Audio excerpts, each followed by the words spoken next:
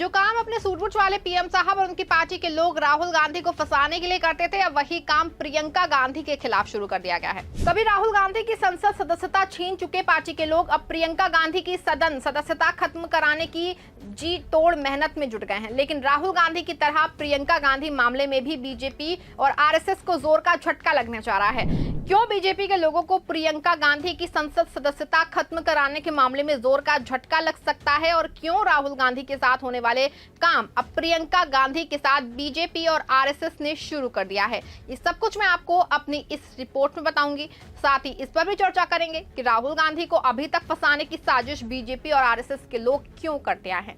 नमस्कार, आप देखना शुरू कर चुके हैं 4 PM और मैं हूं आपके साथ सिमरन। दोस्तों, साल 2024 में प्रियंका गांधी ने पहली बार वायनाड लोकसभा सीट से उपचुनाव लड़ा और 4,10,000 वोटों के भारी अंतर से जीत हासिल की। ये वही सीट थी जिसे राहुल गांधी ने रायबरेली चुनने के लिए छोड़ दिया था।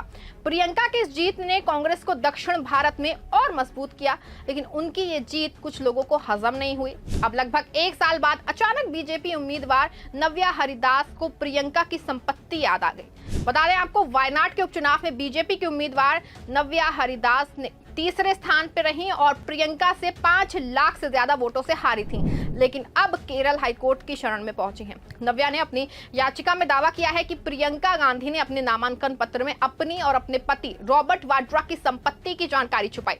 खबर आप देखिए, बार एंड बेंच की खबर है, इसमें साफ लिखा है, केरल उच्च न्यायालय ने भाजपा की नव्या हरिदास की चुनाव याचिका पे प्रियंका गांधी को समन जारी किया।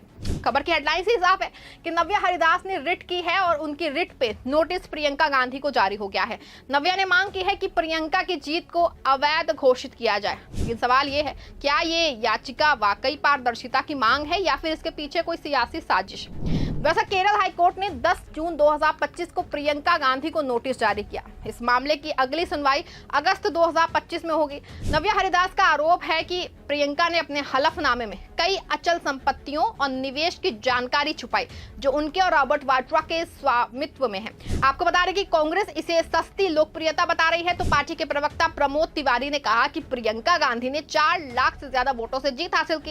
ये याचिका जनता के जनादेश का अपमान है, लेकिन बीजेपी इसे जनता के साथ न्याय का मुद्दा बना रही है। बता दें आपको, ये पहली बार तो है नहीं जब गांधी परिवार को इस तरह के कानूनी मामलों में उलझाने की कोशिश की जा रही है।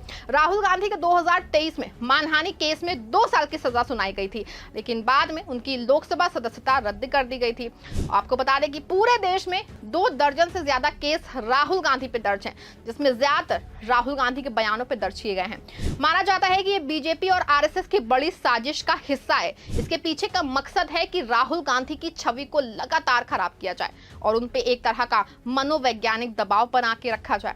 कांग्रेस और खुद राहुल गांधी इस बात का दावा कर चुके हैं कि ये एक पैटर्न है जिससे बीजेपी और उनके सहयोगी गांधी परिवार को कानूनी पचड़ों में फंसा के उनकी सियासी ताकत को कमजोर करना चाहते हैं। बता दें आपको, प्रियंका गांधी के साथ भी इसी तरह की कुछ साजिश शुरू हो चुकी है। प्रियंका गांधी के खिलाफ याचिका में उनके पति रॉबर्ट वाड्रा का नाम जोड़ा गया है।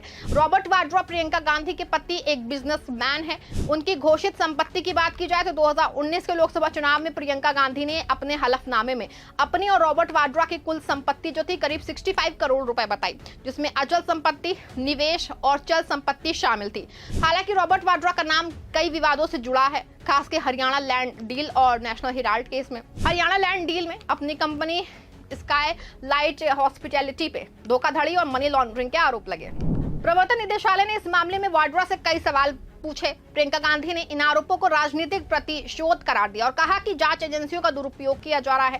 काफी दिनों से दोनों मामलों में पूछताछ चल रही है, लेकिन आज तक ना तो ईडी ना ही सीबीआई कोई सबूत नहीं ला पाई जिससे आरोप सिद्ध हो सके। लेकिन वहीं दूसरी ओर नव्या हरिदास की याचिका में दावा किया गया है कि प्रियंका ने अपने हलफनामे में वाड्रा की कुछ संपत्तियों और निवेशकों को छुपाया। लेकिन क्या यह आरोप सही है? विशेषज्ञों का कहना है कि चुनावी हलफनामे में उम्मीदवार को अपनी और अपने पति की संपत्ति का ब्यौरा देना होता है पति पत्नी को, और अगर कोई जानकारी छुपाई जाती है तो ये गंभीर मामला हो सकता है।